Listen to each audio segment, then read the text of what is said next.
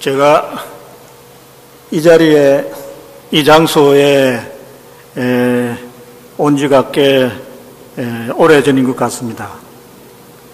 여기 우리가 한강도 교령님도 계시지만 제가 그 봉직했던 이 경기대학에 민족사상연구소가 있었는데 그 연구소가 바로 당시에 오익재 교령님이 계셔서 그 후원을 해 주셔가지고 만든 연구소입니다.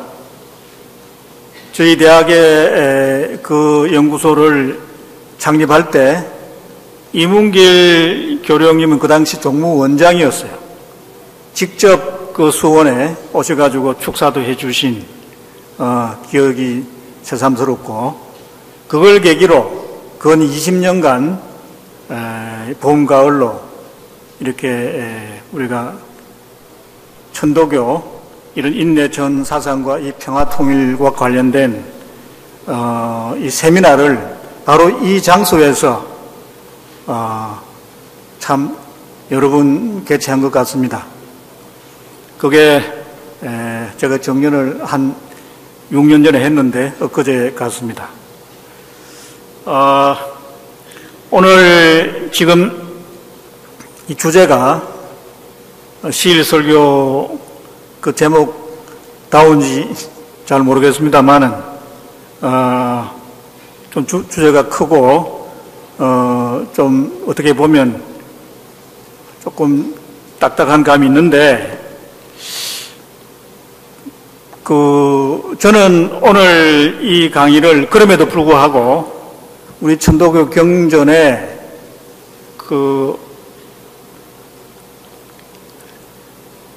이암성사의 그 무처의 법경에 견성회, 그리고 해월 신사님의 오도지운, 이 이제 경전의 내용을 근거해서 제 이 주제를 이렇게 한번 연결해서 이야기해 보려고 하는데요.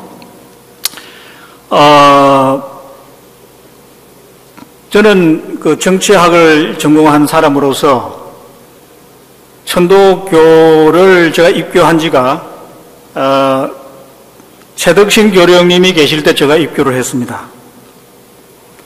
그 당시에 지금 이창 수도원장으로 계시는 우리 박충남 동덕께서 저를 이렇게 입교를 시켰고, 그때 우리가 지금 주선원 동덕이 연원회 이장을 맡고 있습니까? 연원회가 아니고 지금 뭘 감사원? 감사원장님을 맡고 계신데, 그분을 제가 또 이렇게 입교를 시키는 동시에 이루어지는 그런 우리 추억이 참 새삼스럽군요. 한 50년 이상이 된 것 같은데, 저는 저 개인이 집안이 천도교하고는 전혀 이게 관계가 없습니다만은, 제가 이 대학을 다닐 때 저희 서클에 한국사상연구소의 그 지도교수가 이 최동희 교수였습니다. 최동희 교수님을 통해서 이 동학사상을 알게 됐고, 이 민족의 평화통일로 나아가기 위해서는 이 사인여천, 인내천 이념이 참으로 중요하다는 것을 제가 깨닫고, 그 이후에 제가 석사학위 논문을 바로 그런 주제로 한국 민족주의와 그게 이제 일종의 인내천 민족주의라고 할까요? 이 이제 평화통일 관계를 글을 쓰기 위해서 바로 이 천도교를 찾았습니다. 그때 저를 안내해 준 분이 그때 덕성여대 교수를 지내신 우리가 허경일 교수님이 저를 안내해 주셨어요.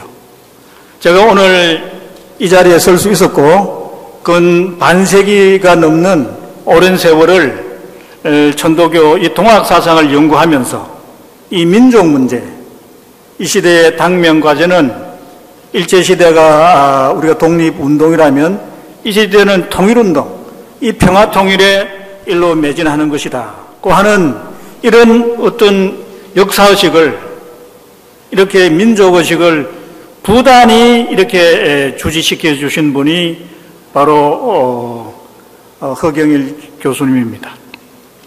그래서 저는 도중님의 또 대학 시절에 그분이 우리가 남북 연석회의에 참석했다는 그런 또 이야기도 듣고 그런 우리가 이제 유지를 제가 받들어서 오늘 이 자리에 서게 되었다는 말씀을 드리겠습니다. 그런데 이제 이런 분들이 이제 돌아가셨죠. 저는 천도교를 할 때 이제 그런 계기로 입교를 했는데, 저는 천도교의 교리 중에 이 교정상전을 매우 저는 그 일반 종교하고는 달리 봐서 우리가 이 종교와 정치를 우리가 겸전한다고 하는 이 진리에, 이 이치에 저는 큰 감동을 받아서 천도교에 더 깊이 인연을 맺고 공부하는 그런 계기가 되었다고 생각합니다. 그런데 언젠가부터 우리 주위에는 천도교가 너무 종교로, 신앙 쪽으로 기우는 거 아닌가? 심지어 어떤 분은 이암 선생 성사님 이후로 이 천도교는 너무 신앙 쪽으로 기울었다. 우리 민족사의 당면과제가 구한말에는 우리 반봉건, 반제국주의인 것을 두고 동학혁명이 일어났던 것처럼, 또 우리 일제시대는 천도교가 중심이 돼서 3.1 우리가 독립운동을 주도하지 않았습니까? 백범 김구 선생께서 이렇게 환도를 하셔서 제일 먼저 찾아간 곳이 이암성사 선영 아닙니까? 거기서 하신 말씀이, 만일에 3.1 운동이 없었다면 우리가 임시정부가 수립될 수 있었겠는가? 오늘 우리가 민족, 우리가 이 독립을, 주권국가를 외치면서 새로운 지금 헌법 개정을 이제 시도하고 있습니다만은, 이것은 우리가 이제 우리가 이런 그 정부 이제 수립과 이제 맥을 같이 한다고 봅니다만은, 아무튼 그 중심에는 우리가 3.1 독립운동이, 독립정신이 전제되어 있습니다. 그런데 이러한 휘황찬란한 천도교의 교정상전의 역사 전통이 언젠가부터 너무 이렇게 신앙 쪽으로 기운다. 즉 대책이 없다. 대안이 없다. 저는 이 시대의 당면과제는 민족의 이 평화 통일운동인데, 그런 운동을 지금 여기 이제 통일 이야기가 나오고 있습니다만, 구체적으로 실천한 것을 보지 못했습니다. 제가 이걸 너무 혹평하는 건 모르겠습니다만은, 어느 교령님은 7번 49일 우리가 기도하느라고 3년 세월을 보내지 않았습니까? 지금도 저는 별반 다름이 없다고 생각합니다. 그래서 제가 천도교 신문을, 이 본당에는, 대교당에는 잘 나오지 않습니다만은, 제가 이렇게 나가고 있는 수유 도봉교구에 제 천도교 신문을 열심히 보고 있어요. 전직 교령님도 프란시스코 교황을 만난 적이 있고, 현 교령님께서 직접 로마에 가서 그 프란시스코 교황을 만나는 그 사진을 내가 보았습니다. 그런데 우리 이 종교계 대표는 이런 이야기를 하고 있어요. 우리가 이 정부가 미국이 하는 이야기하고 별 다를 게 없어요. 한반도의 비핵화를 강조하면서 어떻게 하든지 우리 정부가 추구하고 있는 이 정책을, 외교 정책을 잘 이해해달라. 그런 메시지 전달인데, 오히려 교황께서 남북의 우리가 어떤 우리가 이런 동포로서, 동족으로서, 형제로서 어떻게 하든지 평화적으로 이렇게 통일할 수 있는, 서로 잘 지낼 수 있는 것을 기도하고 있다 그랬어요. 기도. 그 기도를 쉴 새 없이 잊지 않고 계속하고 있다고. 이 주객이 전도된 거 아닙니까?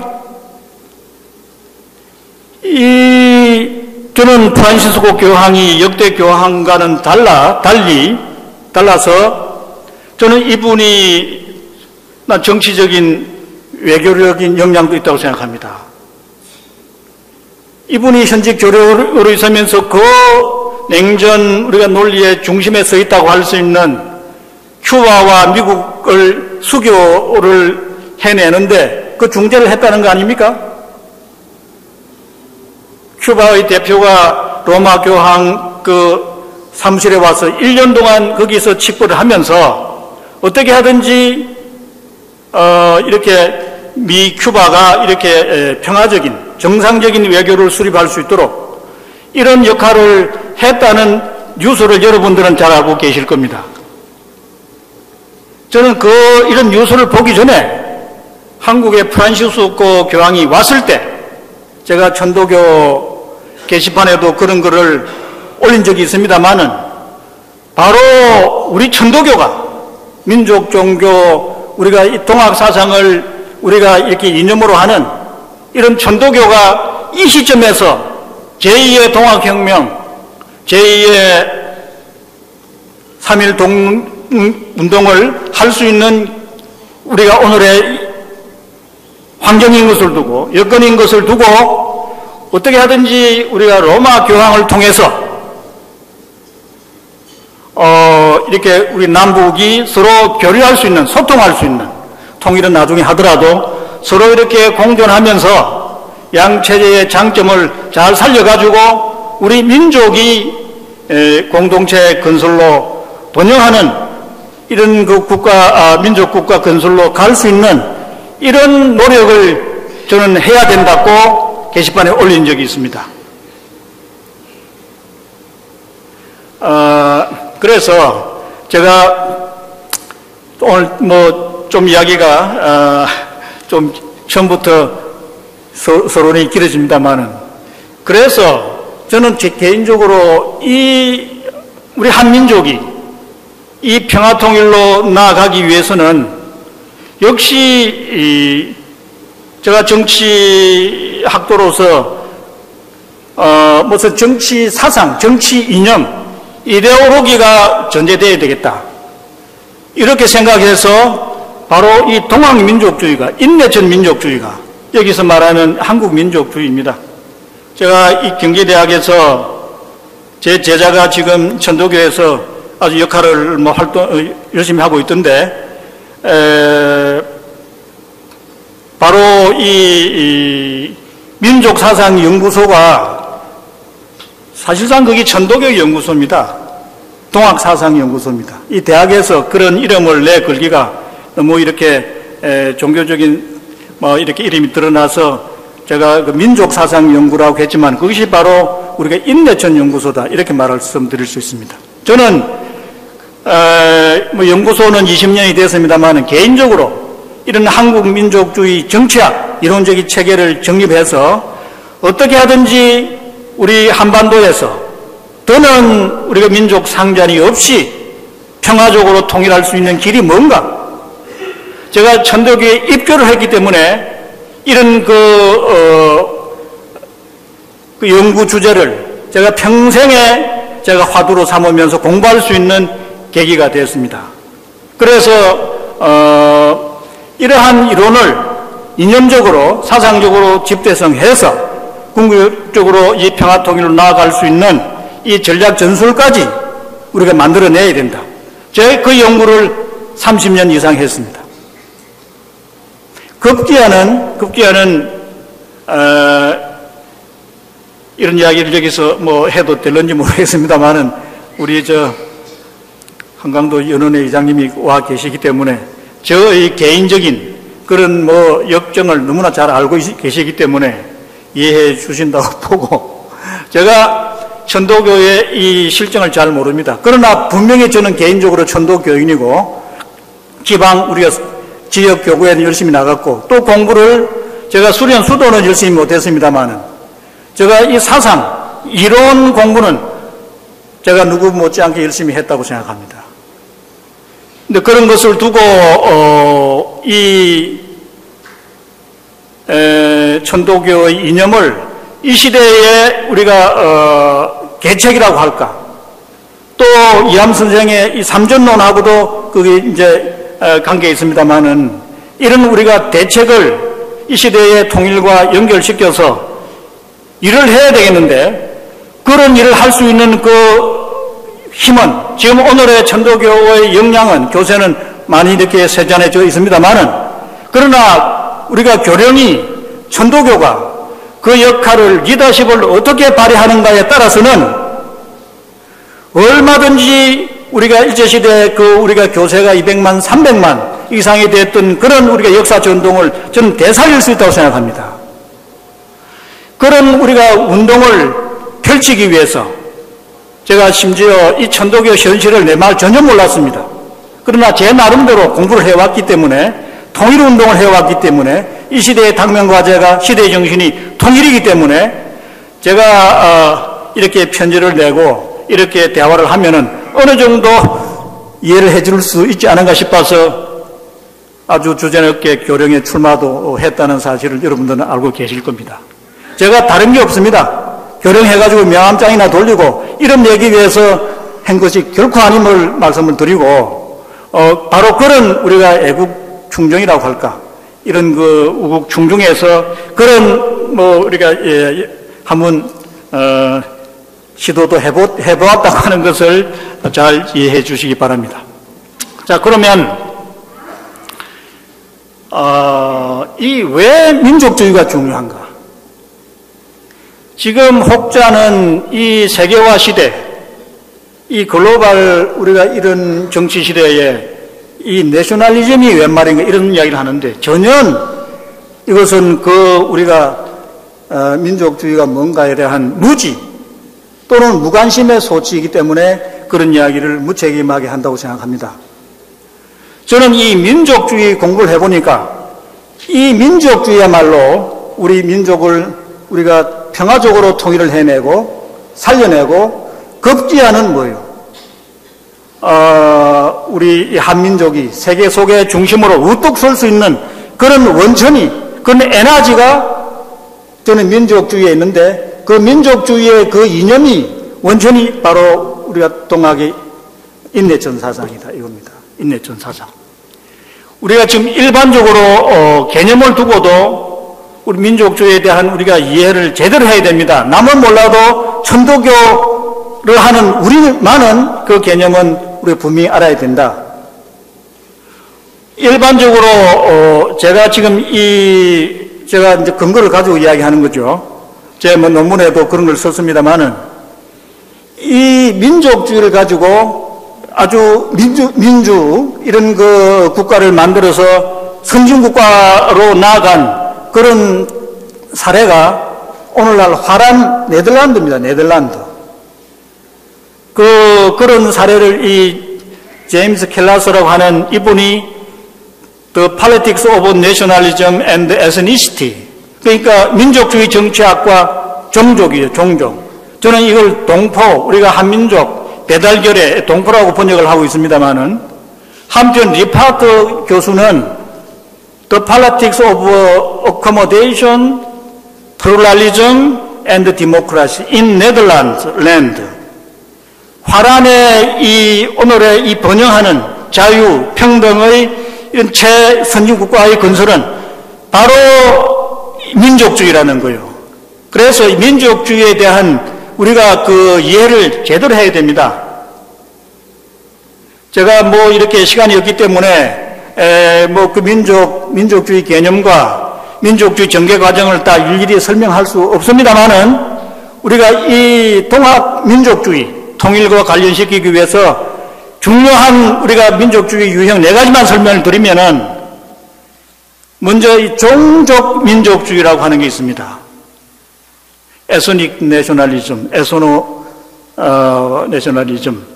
이것은 우리처럼 반만년의 역사를 우리가 언어, 역사, 영토, 종교 이 문화를 우리가 동질적으로 우리가 생활해 오는 이것은 그야말로 하나의 종족 민족주의라고 할 수 있어요. 그런데 이 종족 민족주의가 이게 이제 1민족 1국가로 가면 이제 그걸 표방하는 것이 종족 민족주의인데, 두 번째는 사회민족주의는 그런 종족 민족주의를 기본으로 하면서도, 그러나 이제 한국도 미국처럼 이 다민족 사회로 자꾸 이렇게 나아가고 있지 않습니까? 그런 측면에서 이 다민족을 다 우리가 포용하는 일종의 시민민족으로, 시민의식을 가지는 이런 그 민족주의가 이 사회민족주의다.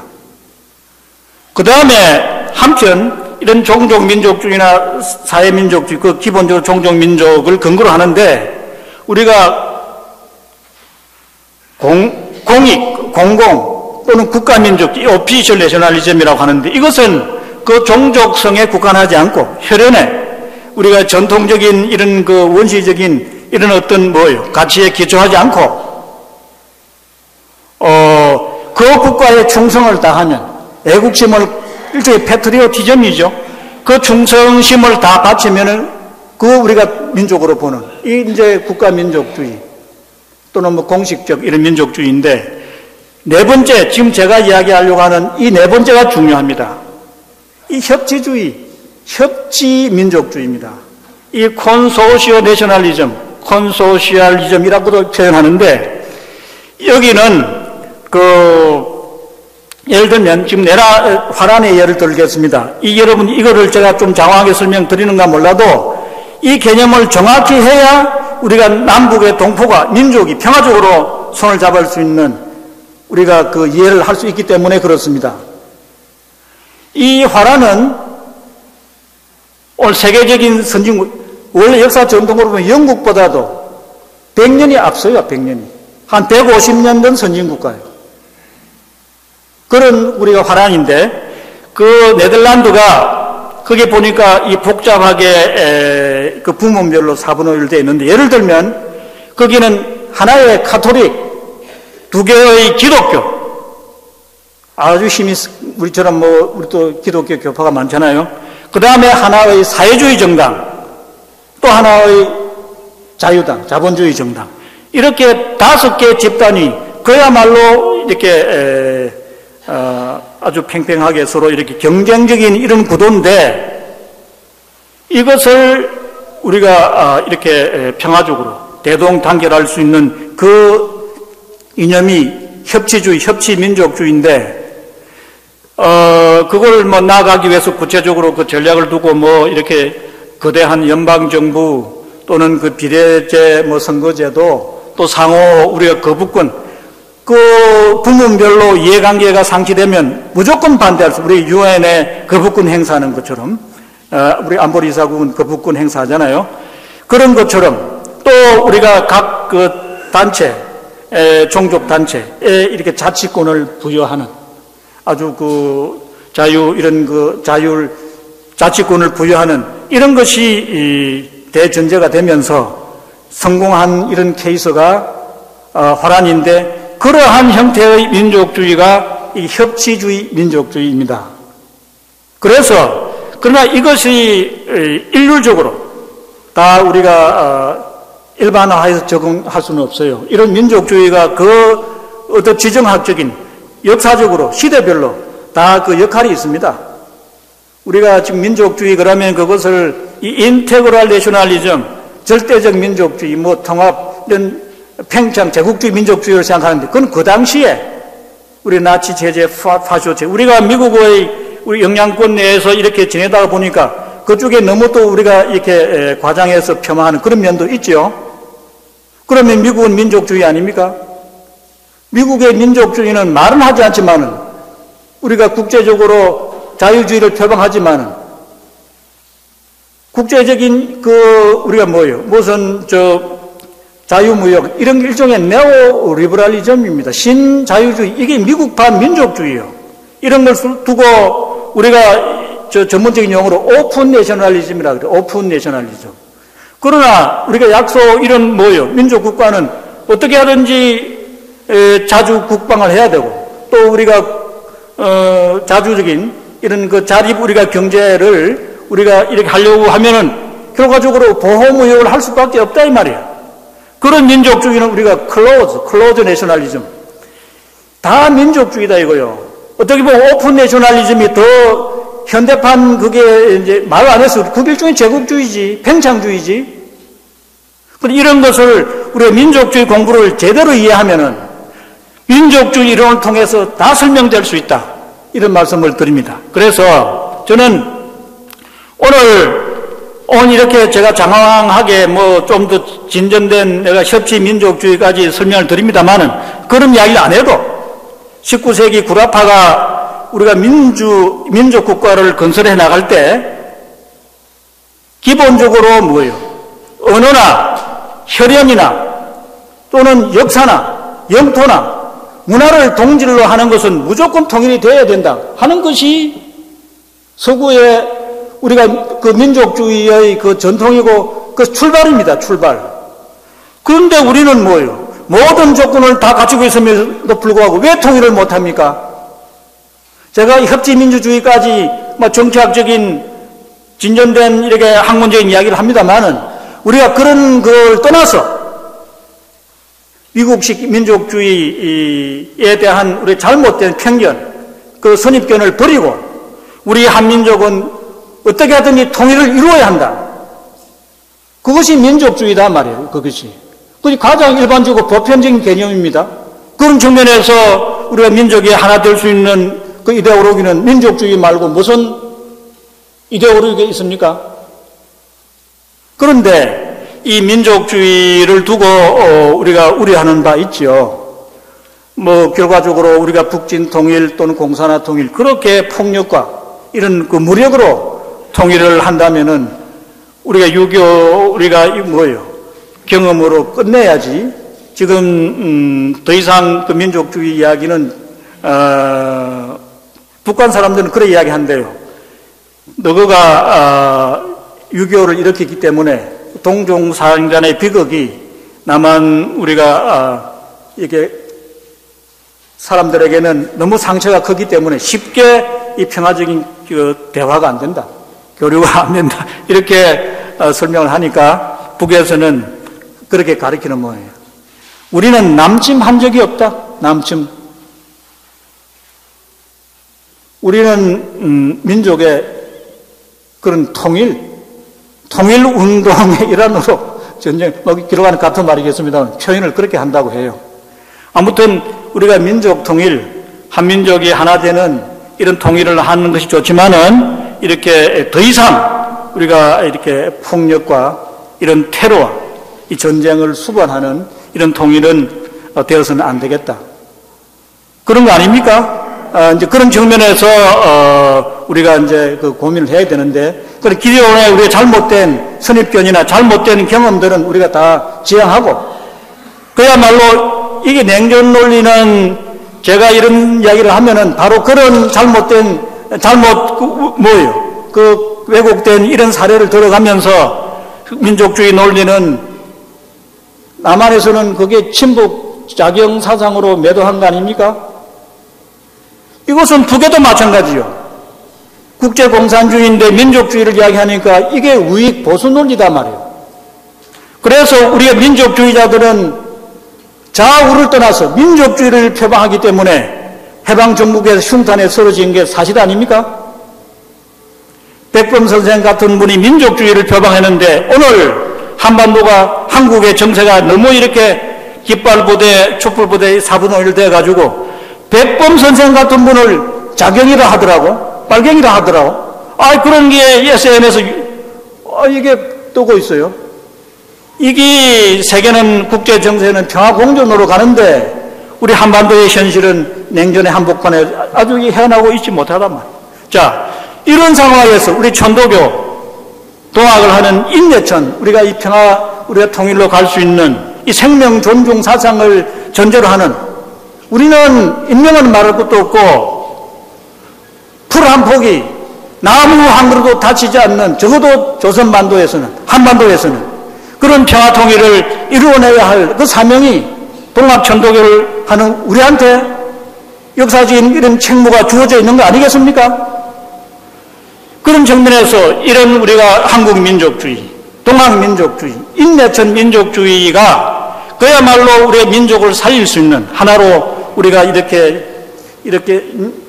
민족 자결 논리로 통일국가를 건설할 수 있다고 하는 이런 우리가 이념을, 정치 사상을 우리는 이제 공부해 가야 되고 또 일반에게 주지를 시켜 가야 된다. 이런 이야기입니다. 제가 이야기가 얼마나 시간이 좀 남았으면 더 이야기 됩니까? 제가 한편 우리가 이 동학의 민족주의, 이 평화통일과는 민족주의 유형을 가지고 설명을 드렸습니다만은 한편 우리의 세계관 문제를 한번 보십시다. 오늘 우리가 한국은 그 정치관, 세계관이 이 유심론, 관념론이요.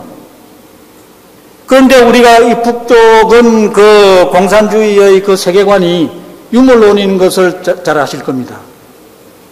그러니까 이 유물과 유심을 하나로 통일할 수 있는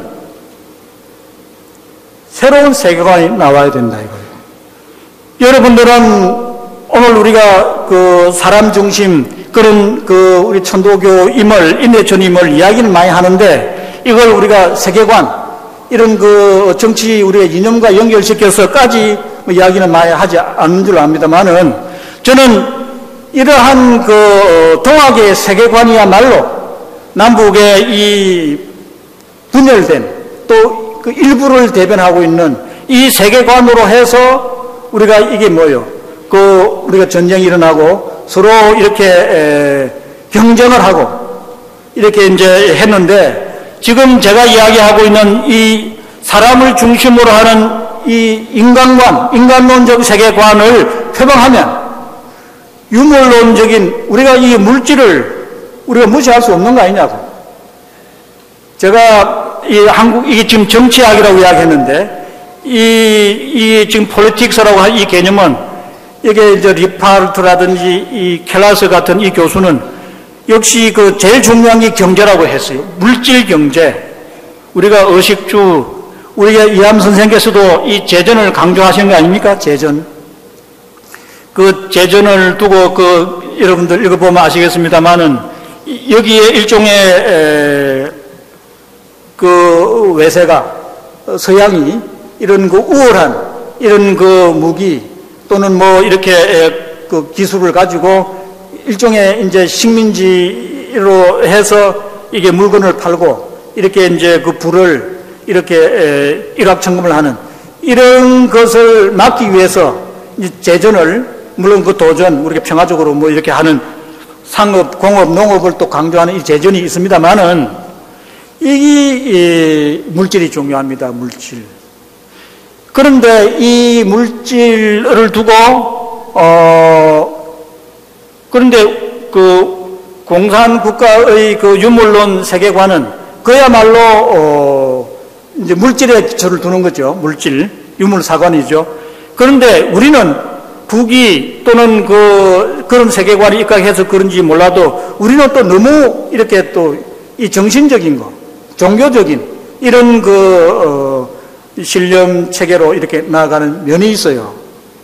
그래서 뭐 이제 북에서는 공산주의자들은 뭐 종교는 아편이다 이렇게, 왜냐하면 의식주 문제 해결하는데 우리가 이렇게 지도력을 발휘하지 못하고 현실은 뭐예요? 빈부격차는 더 심해지고 민생고는 더 심화되는데 기독권층에 안주하는 사람들이 이렇게 혹세무민하는 그 세계관이 유심론이다, 유심관이다 이렇게 나오는 거 아닙니까?